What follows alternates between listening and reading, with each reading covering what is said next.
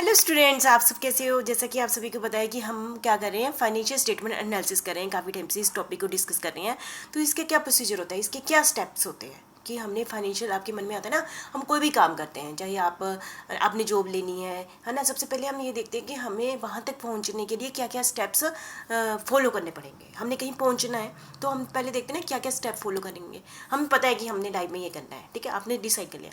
पर आप दूसरा तो ये कंसेप्ट होता है ना, कैसे वहाँ पहुँचे, कौन कौन से स्टेप्स हमने करने पड़ेंगे, कौन सी रिक्वायरमेंट पूरी करनी पड़ेगी। ऐसे ही हमारा है steps for financial statement analysis, ठीक है। तो इसको हम करते हैं एक एक करके, ठीक है। Steps involve in financial statement analysis. सबसे पहले deciding upon the extent of the analysis, ठीक है, कहाँ तक हमने एनालिसिस करना है। जैसे कि आप सभी को पता है, आपको पहले आपने कोई भी चीज़ करनी है लाइफ में, है ना। तो सबसे पहले आप अपना ऑब्जेक्ट क्लियर करते हैं ना, उसके बगैर तो हम चल ही नहीं पाते, है ना। तो सबसे पहले हमारा क्या क्लियर होना चाहिए, ऑब्जेक्ट क्लियर होना चाहिए, और वो डेप्थ में। ऐसे ही हमें फाइनेंशियल एनालिसिस में, यदि हमने फाइनेंशियल स्टेटमेंट एनालिसिस करनी है तो सबसे पहले हमारा ऑब्जेक्ट क्लियर होना चाहिए। ऐसे तो फाइनेंशियल स्टेटमेंट बहुत सारी है, एनालिसिस के बहुत सारी हैं, है ना। तो ऐसा नहीं हवा में हम सारी कर लें, मतलब पहले सबसे पहले हमारे मन में क्लियर होना चाहिए कि हमारा ऑब्जेक्ट क्या है, ठीक है, और किस लेवल तक हमने एनालिसिस करना है, ठीक है, कि हमारी बाउंड्री कितनी है, ठीक है। तो जिसके बेस पर हमने स्कोप ऑफ द एनालिसिस, है ना, और टूल्स हमने इसके लिए, इस एनालिसिस के लिए क्या टूल्स यूज़ करने हैं, है ना, कि कितना अमाउंट हमने खर्चना है, और and quality of the financial data to be required, हमें कितनी क्वालिटी चाहिए, ठीक है, हमें कितनी क्वालिटी चाहिए। जैसे कि हर की रिक्वायरमेंट अलग है, किसने IAS बनना तो उसका अलग स्टेप होंगे, किसी ने HS बनना, है ना, किसी ने टीचर बनना, तो सभी का अलग अलग फॉलो करेंगे ना। तो हमें पहले डिटेल में उसके बारे में क्या करना है, हमारा ऑब्जेक्ट क्या है, ठीक है। ऐसे ही फाइनेंशियल स्टेटमेंट एनालिसिस में ऐसे तो चीज़ें तो बहुत सारी हैं, है ना। ऐसे ही फाइनेंशियल स्टेटमेंट एनालिसिस के टूल्स बहुत सारे हैं। हमने कौन सा ऑब्जेक्ट अचीव करना है उसके, क्योंकि ऑब्जेक्ट के बेस पर ही टूल्स यूज़ करेंगे ना, है ना। तो ऐसा नहीं कि सारी टूल्स यूज़ कर लो, पता कुछ भी नहीं है। तो सबसे पहले हमें क्या होना चाहिए, डेप्थ में स्टडी करना और उसका ऑब्जेक्ट क्लियर करना, अपना स्कोप क्लियर करना अपने माइंड में कि हमारा स्कोप ये है, ठीक है। तो पहला पॉइंट यही है, deciding upon the extent of the analysis, कहाँ तक हमने एनालिसिस करना है, ठीक है। दूसरे नंबर पर कलेक्शन ऑफ नेसेसरी इन्फॉर्मेशन, और जो हमारा हमने जो ऑब्जेक्ट हमने अचीव करना है, ठीक है, तो उसके लिए कितनी क्या इन्फॉर्मेशन चाहिए, ठीक है। क्या के लिए बैलेंस शीट से काम चल पड़ेगा, क्या हमें प्रॉफिट एंड लॉस की जरूरत पड़ेगी, ठीक है, और क्या हमें देखो फाइनेंशियल स्टेटमेंट एनालिसिस के लिए मॉनिटरी टर्म्स भी चाहिए और नॉन मॉनिटरी इन्फॉर्मेशन भी चाहिए। वो वाली जो नॉन मॉनिटरी इन्फॉर्मेशन है वो कहाँ तक चाहिए। तो सबसे पहले हमने क्लियर करना और उस डाटा को कलेक्ट करना, चाहे वो हमने इंटरनल सोर्स से कलेक्ट करना, चाहे एक एक्सटर्नल सोर्स से कलेक्ट करना। तो कोशिश की जाती है, यदि अप्रोच हो तो इंटरनल सोर्स से हम डाटा को कलेक्ट करने की कोशिश करते हैं। कलेक्शन ऑफ नेसेसरी इन्फॉर्मेशन, जितनी हमें अपने प्रोजेक्ट को अचीव करने के लिए इन्फॉर्मेशन चाहिए, ठीक है।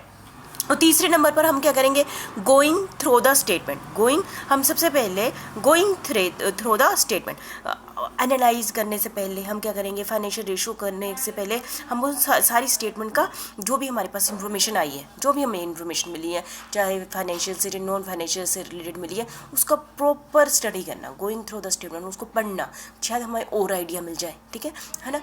हम अपने लाइफ में जब चले थे तो कुछ और सोच के चले थे, और रास्ते में आपने और चीज़ें बना ली, और माइंड में कंसेप्ट बना लिया, हमने ये नहीं ये करेंगे।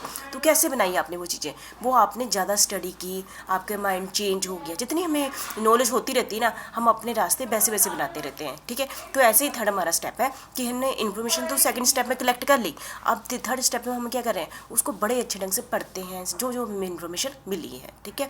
फिर क्या करेंगे, रीअरेंजमेंट ऑफ द डाटा, मतलब कि एनालिसिस एंड इंटरप्रिटेशन तो बाद का काम है। पहले हम क्या करेंगे, जो भी डाटा हमारे पास आ गया है ना, अपनी ज़रूरत के हिसाब से, क्योंकि हम अपने प्रोजेक्ट के हिसाब से उसको क्या करेंगे, अरेंजमेंट करेंगे। ऐसे तो दुनिया भर का डाटा है, हमने पढ़ भी लिया, अब हम अरेंजमेंट करेंगे कि हाँ जी पहले जैसे आपको अरेंजमेंट करना है कि हमने यही सब्जेक्ट पढ़ना है, तो पहले अरेंजमेंट करेंगे, पहले हमने ये पढ़ना है, फिर ये पढ़ना है, अरेंजमेंट कर दो डाटा, ठीक है। अरेंजमेंट ताकि हम प्रॉपर कैसे अरेंजमेंट करेंगे, फिगर बना के, रिक्लासिफिकेशन करके, ठीक है, कंसोलिडेशन ऑफ द आइटम, कुछ जो एक जैसी आइटम उनको इकट्ठा करके, ठीक है।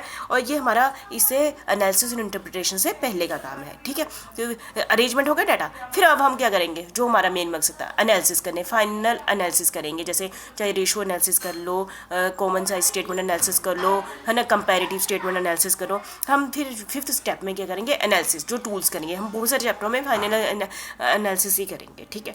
बहुत सारे टूल्स यूज़ करेंगे, जो हमारे पास डाटा है ना उसको उस पर अप्लाई करेंगे टूल्स, है ना, वो फिर एनालिसिस हो गया हमारा। फिर देखो जो भी रिजल्ट आते हैं वो इतने इंपॉर्टेंट नहीं होते, आ गया, क्योंकि सामने वाले को इतनी नॉलेज नहीं होती, वो उसके मतलब कहीं निकाल सकता है, तो उसकी इंटरप्रिटेशन और प्रेजेंटेशन बहुत ही ज़्यादा इंपॉर्टेंट होती है ना।